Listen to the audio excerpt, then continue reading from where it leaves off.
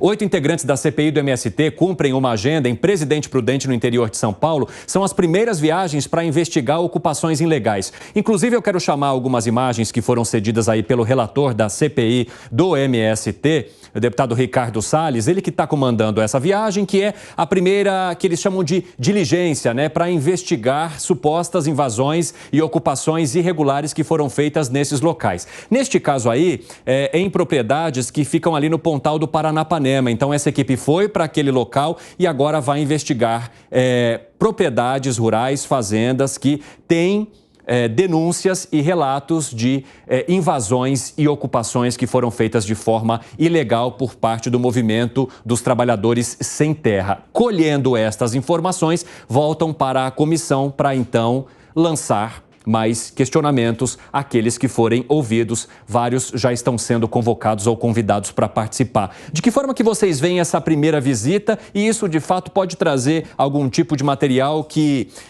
torne essa comissão cada vez mais relevante ou poderia acontecer o caminho contrário? Fábio Piperno. Eu acho o seguinte, Evandro, já que eles foram para o Pontal do Paranapanema, eles poderiam visitar, inclusive, algumas daquelas fazendas que eu citei na semana passada, que foram também alvos de grilagem de produtores que estão lá, de pessoas, né? Eu não vou chamar de ladrões, mas enfim, de pessoas que se apossaram daquelas terras, estão lá até hoje, algumas venderam, lá no Pontal tem muito, né? O ITESP, inclusive, pode informar. E para quem não sabe, então, essas terras serão generosamente vendidas aos ocupantes, aos grileiros que poderão comprá-las, inclusive com até 90% de desconto, a não ser que o STF vote logo a questão, o pedido feito por alguns partidos políticos para que essa lei perca o seu efeito. E muitas dessas propriedades ficam lá no Pontal do Paranapanema. Aliás, a bancada, ou os integrantes dessa comissão que não se alinham com esse grupo, poderiam, inclusive, fazer um rápido trabalho de pesquisa para publicar, quem sabe, os endereços dessa propriedade. Porque já que os 8 estão lá, já que essa comitiva está lá, aproveita e visita essas outras propriedades também. Bom, eu quero trazer, inclusive, essas imagens que foram cedidas, enviadas agora há pouco aí pelo relator da CPI do MST, que está coordenando essa visita agora a propriedades rurais, Ricardo Salles. Segundo ele, estas fotos, elas são de um galpão, e coloca pra gente aí de novo, Edu, para que as pessoas possam relacionar, então, segundo as informações que foram enviadas aí por ele. Um galpão de implementos agrícolas em uma espécie de templo. E segundo o deputado, a Frente Nacional de Luta teria comandado, então, a ocupação nesta propriedade rural, o que eles investigam se seria como que um braço do movimento sem terra naquela região. Gustavo Segré. Olha a foto aí, se colocar de novo. Che Guevara. O que o Che Guevara tem que ver com o MST? Nada. Mas é uma questão de seita, né? Aí estamos vendo aí a imagem.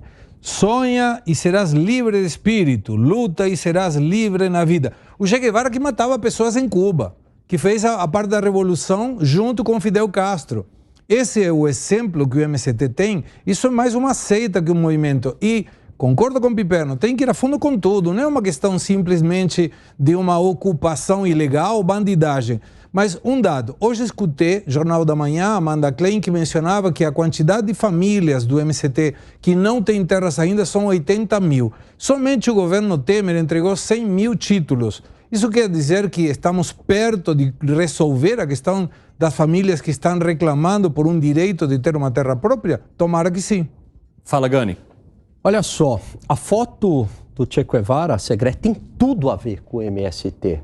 Porque o MST, ele tem como base ideológica uma revolução socialista no campo. É simplesmente tomar a propriedade privada, expropriar pela violência a propriedade privada, desrespeitando um direito sagrado da democracia, em nome da suposta justiça social. Essa palavra tão escorregadia. Aliás, a gente falava de Venezuela. Se tivesse a foto do Maduro, seria a mesma coisa. E o que chama atenção e liga todos esses pontos é o governo do PT tem um alinhamento ideológico com o MST, assim como tem um alinhamento ideológico com a Venezuela. E o que une tudo isso? É o alinhamento ideológico ao socialismo. A gente está falando da FNL, que é a Frente Nacional de Luta, um movimento que faz ocupações tanto no campo quanto na cidade. Você acredita que a CPI do MST vai encampar também outros movimentos que seriam parecidos com o movimento dos trabalhadores sem terra? E para quem nos ouve na rádio e que acabou de voltar do intervalo, a gente está falando de uma comitiva da CPI do MST, formada por 8 parlamentares, que está visitando o interior de São Paulo para entender se invasões em propriedades são irregulares e de que forma que isso poderia ser apontado ali na comissão. Fala, Piperno.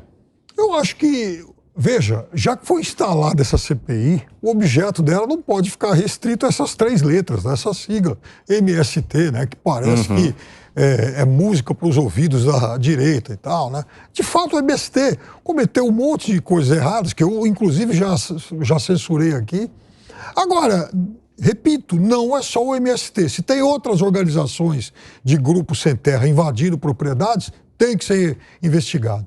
Se tem jagunço invadindo terras supostamente devolutas, tem que ser investigado. Se tem grileiros invadindo e tomando, porque, veja, há uma diferença nisso. Olha, há muitos paradoxos disso. O MST é um grupo, sim, de origem socialista, como o Alan disse e tal, mas a partir do momento que essas pessoas se tornam proprietárias, elas vão se tornar pequenos empreendedores, pequenos capitalistas. Gani. O MST não está em defesa dessas pessoas. Isso aí é uma falácia. O MST é apenas um negócio ideológico onde utilizam essas pessoas como massa de manobra justamente para extorquir proprietários rurais, né? Olha, se você não me der a grana, eu vou invadir a tua fazenda. Ou me dê a grana para eu sair da sua fazenda. Há relatos a rodo sobre isso. E numa outra frente, conseguir grana de ONG. Estamos aqui lutando pela reforma agrária.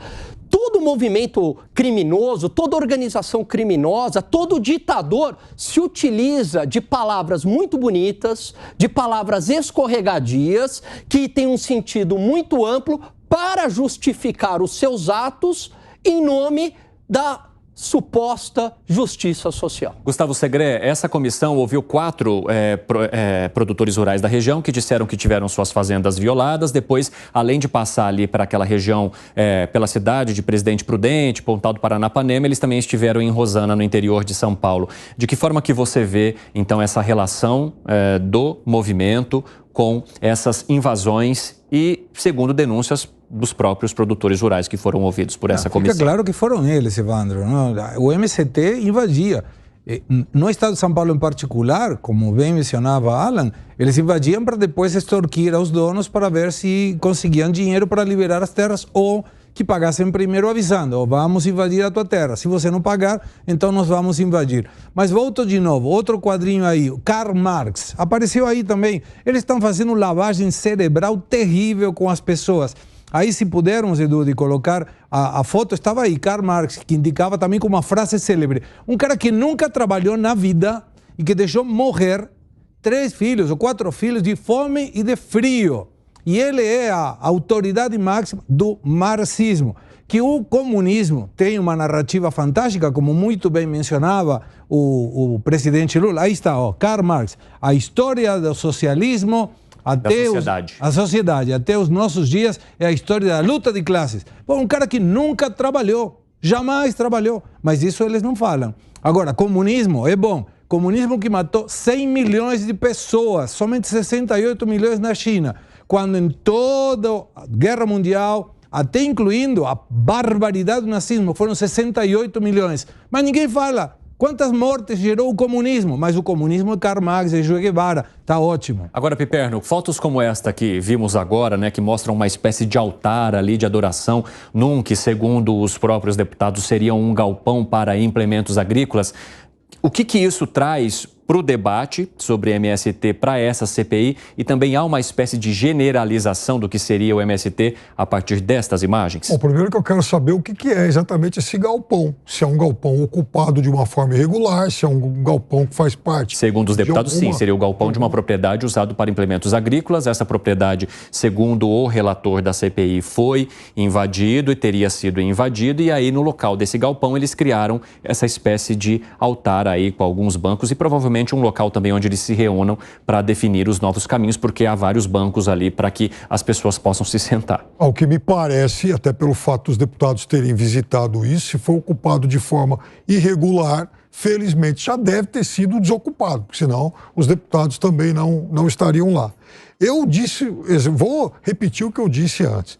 Eu condeno, eu censuro alguém invadir e tomar posse de uma propriedade que é de um outro proprietário. Ninguém tem autorização constitucional para isso. Se, inclusive, houve, por exemplo, extorsão, quem tentou extorquir tem que ser preso.